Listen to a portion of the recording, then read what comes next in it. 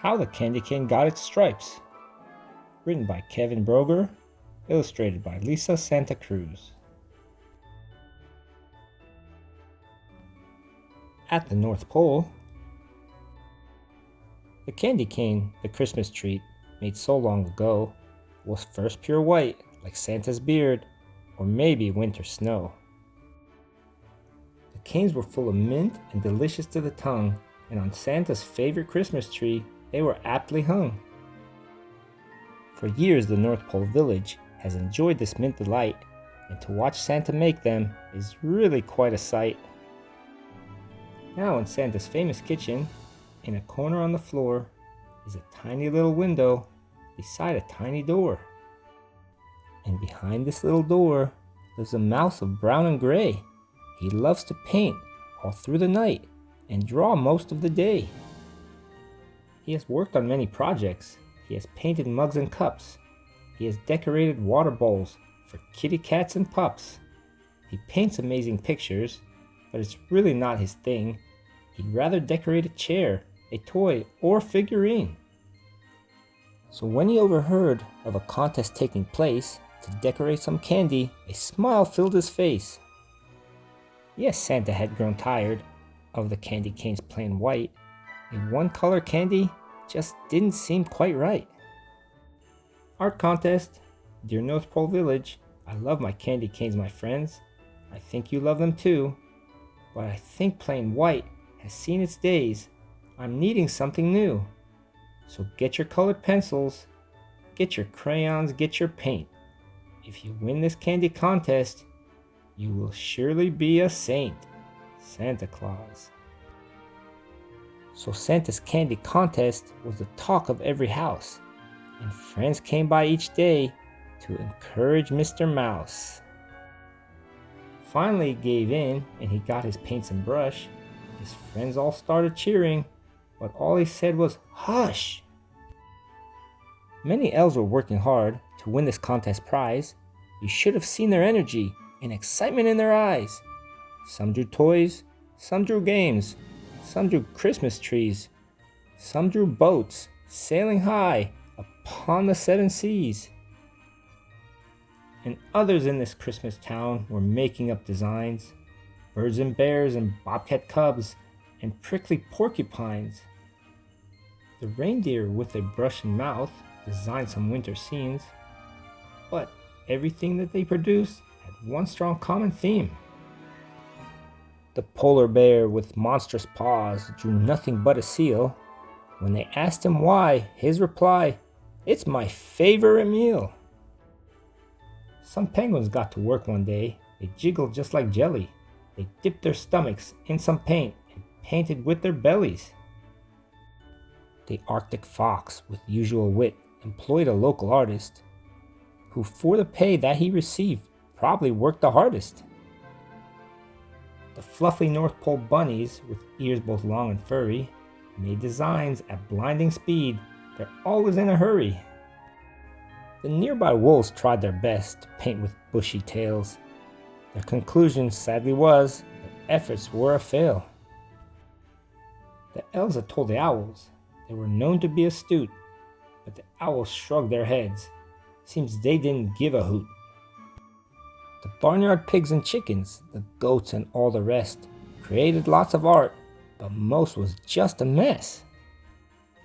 In Santa's Christmas collies, 2 boys and 1 cute girl could never seem to get too far, 'cause uh-oh, squirrel! The Christmas village ponies, when they were in their stalls, sketched elaborate scenes on all the doors and walls.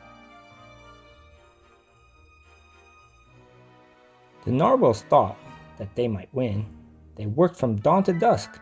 Their art was nice, but full of holes. No doubt it was the tusks.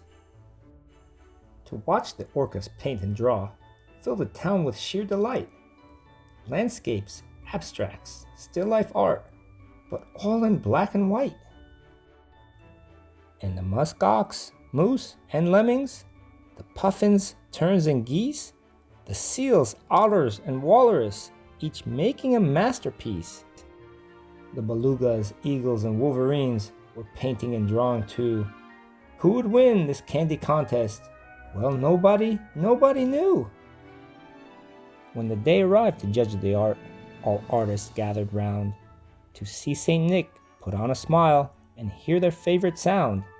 Ho, ho, ho, Santa said, and he said it full of glee. Bring the art, bring the art, bring it close, that I might see.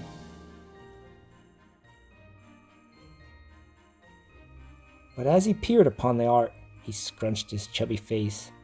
This decision was important. Which art would he embrace?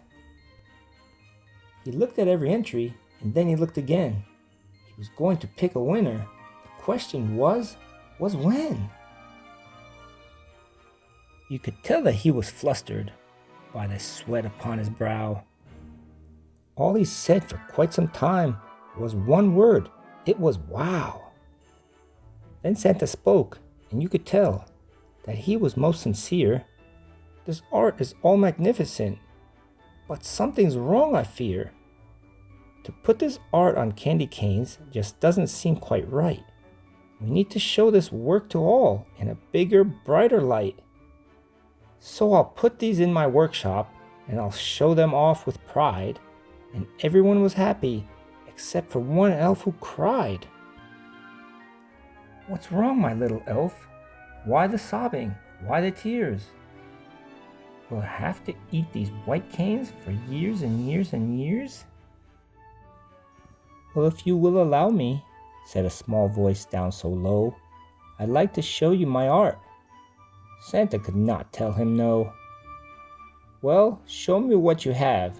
Show my friends, show my staff. But when Mr. Mouse displayed it, the crowd began to laugh. But Santa stared and pondered and didn't move a bit. Then without warning, Santa yelled, That's it! Can't you see, my friends and family? And they listened, and he said, Good designs can be simple, like these simple stripes of red. Their eyes were glazed and glistening as they stared upon the sight. Then the whole crowd altogether said quite loudly, You're right! A celebration soon began, as did the painting of the canes. They were hung on all the trees, along the streets and down the lanes. So the mouse had won the contest and was hailed as a saint, but he snuck on home quite quietly to rest and then to paint. But the party still continued, and it continues to this day. The elves still paint the stripes. It seems they're here to stay. Mr. Mouse still does his paintings, and he paints with lots of lines. And now you know the story of the candy cane's design.